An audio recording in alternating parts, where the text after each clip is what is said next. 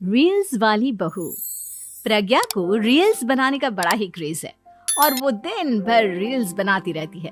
खाते पीते घूमते फिरते घर में कॉलेज में रील्स बनाने के कारण प्रज्ञा पूरे कॉलेज में हाईलाइटेड है। जहां उसकी रील्स सभी को पसंद आते हैं, वहीं मनीषा चिंता में डूबी रहती है। एक रोज जब खाते हुए प्रज्ञा रील्स बना रही होती है, तब मनीषा कहती है, 1 मिनट भी चैन नहीं है इस लड़की को। ये नहीं कि खाना तो आराम से खा ले, लेकिन नहीं, अरे थोड़ी देर रील्स नहीं बनाओगी तो आसमान नहीं टूट पड़ेगा। अरे मम्मी, इसी को तो कहते हैं डिटर्मिनेशन। तुम नहीं समझोगी ये सब। भगवान, इस लड़की को सद्बुद्धि दे। जब देखो तब टेढ़ा बाका मुंह बनाती रहती है। मनीषा की बात का प्रज्ञा पर जरा भी असर नहीं होता और वो खाते खाते रील्स बनाती रहती है। दिन बीतने लगते हैं और देखते देखते प्रज्ञा का कॉलेज भी खत्म हो जाता है। आए दिन कोई ना कोई मनीषा को प्रज्ञा की शादी करवाने का सुझाव दे जाता है। सब ठीक ही कहते हैं, प्रज्ञा की शादी कर देनी चाहिए। अपने घर के कामकाज में व्यस्त हो जाएगी तो खुद ही ये रील्स और नाच गाना बंद हो जाएगा। मनीषा और प्रेम प्रज्ञा के लिए एक अच्छा लड़का ढूंढने लगते हैं और तभी विकी का रिश्ता प्रज्ञा के लिए आता है, जिसने प्रज्ञा को उसकी रील्स देखकर पसंद कर लिया था।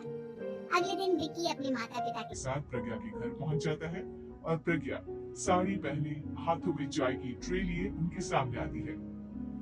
जब विकी को पसंद है तो हमें भी बहू पसंद है। बहन जी, आप बारात की तैयारी कीजिए। एक बार लड़का लड़की अकेले में बात कर ले तो अच्छा रहेगा।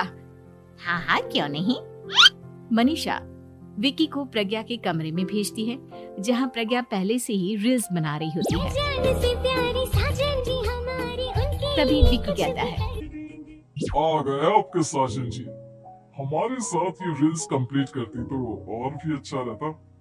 अच्छा जी, अब आ ही गए हैं तो बना ही लेती हूँ आपके साथ। दोनों मिलकर रील्स बनाते हैं। जब वी मीट और तुरंत पोस्ट भी कर देते हैं। फिर विकी कहता है, जब आप साड़ी में चाय लेकर आए तब मुझे लगा कि कहीं मैं गलत घर में तो नहीं आ गया। अब सही है। दोनों की शादी पक्की हो जाती है और शादी के दिन भी प्रज्ञा रील्स बनाने से चूकती नहीं। यहाँ तक कि बारात के समय भी नाचते हुए रील्स बनाती है। सभी लोग प्रज्ञा की तारीफ के पुल बांध देते हैं और प्रज्ञा नाचती गाती अपने ससुराल चली जाती है। सब कुछ अच्छा चल रहा होता है। प्रज्ञा यहाँ भी दिन भर हर चीज की रील्स बनाती रहती है, लेकिन कुछ दिनों के बाद जब सुनीता कहती है, बहू, ये रील्स के साथ साथ कुछ काम भी कर लिया करो। वैसे तुझे और क्या-क्या बनाना आता है? मम्मी जी, वैसे तो सब कहते हैं कि मैं सब कुछ अच्छा बनाती हूँ, लेकिन मुझे लगता है कि मैं मैगी अच्छा बना लेती हूँ। हाँ, कॉफी भी अच्छा बना लेती हूँ और मुंह तो सबसे अच्छा बना लेती हूँ। हैं? अच्छा अच्छा। सुनीता अपना माथा पकड़ लेती है और कहती है, बहू, कुछ खाना बनाना भी सीख लेती। मम्मी जी, मैं लंबी प्लानिंग कर रही हूँ। जल्दी ही मैं इतनी फेमस हो जाऊंगी कि मुझे पैसे मिलने लगेंगे। हम दोनों सास बहू राज करेंगे, राज। नौकर काम करेंगी और लोगों की तो लाइन लगेगी हमसे मिलने के लिए। तेरा दिमाग खराब हो गया है क्या बहू? हंसी मजाक तक ठीक है, लेकिन इस तरह घर नहीं चलते। जितना जल्दी हो इस घर के तौर तरीकों को सीख लो। प्रज्ञा मुंह घुमाकर चली जाती है और तुरंत उसी वक्त एक रील बनाती है। ये देख सुनीता का गुस्सा 7वें आसमान पर चला जाता है और विकी के घर आती ही सुनीता उसे सब कुछ बताती है। विकी भी अब प्रज्ञा की इन हरकतों से परेशान हो जाता है। तुम टेंशन मत लो मम्मा, मैं देख लूंगा। विकी कमरे में जाता है तो देखता है कि प्रज्ञा रील्स बना रही है। विकी बड़े ही प्यार से प्रज्ञा से कहता है, प्रज्ञा, इन सब के लिए मैं तुम्हें मना नहीं कर रहा हूँ, लेकिन फिर भी हर वक्त तो ये अच्छा नहीं लगता ना। समझने की कोशिश करो, मुझे भी तुम्हारा थोड़ा वक्त चाहिए। मैं जब ऑफिस से आता हूँ तो मुझे समय देने की जगह इसी में लगी रहती है। तुम ज्यादा ही सोच रहे हो। तुम भी मेरे साथ रील्स बनाओ ना, तुम्हें भी बहुत अच्छा लगेगा। तुम्हें इज्जत से कोई बात समझ में नहीं आती क्या? दिमाग खराब हो गया है तुम्हारा इस चकाचौंध से। अगर तुमने अपना रवैया नहीं बदला तो मैं तुमसे दूर चला जाऊंगा। तुम ही रिश्ता लेकर आए थे, मुझे लड़कों की कमी नहीं थी और ना आज है। विकी दरवाजा पटक कर चला जाता है। धीरे धीरे विकी प्रज्ञा से दूर होता जाता है। एक रोज मनीषा प्रज्ञा के ससुराल उससे मिलने जाती है। तब सुनीता उससे कहती है, बहन जी अब आई हैं तो कुछ दिन यहाँ रहकर जाइएगा, आप ही का घर है। हाँ मम्मी। बहुत दिन हो गए तुम्हारे साथ एक भी रील नहीं बनाई मैंने। प्रज्ञा तुरंत अपने फोन में रील्स ऑन कर लेती है।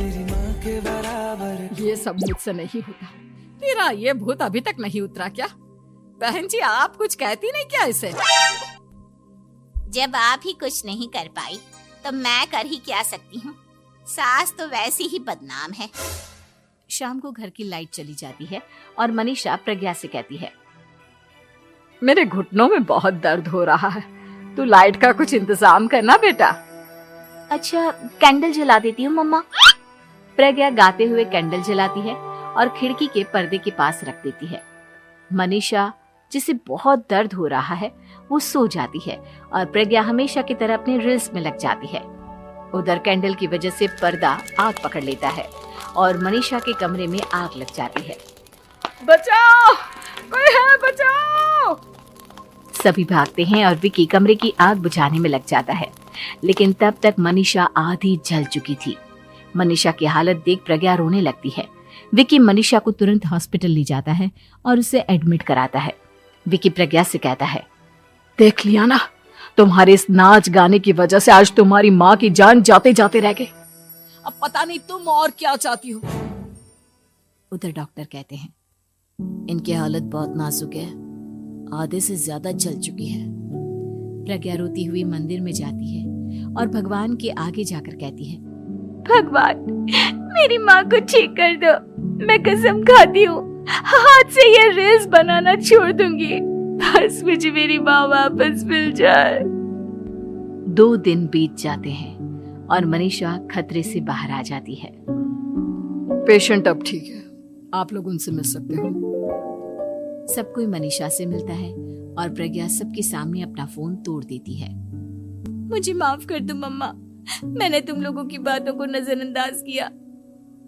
बेटा कोई भी चीज जरूरत से ज्यादा खराब है। मैंने तुम्हें रील्स बनाने से कभी मना नहीं किया, लेकिन हर वक्त एक ही चीज तो सही नहीं है।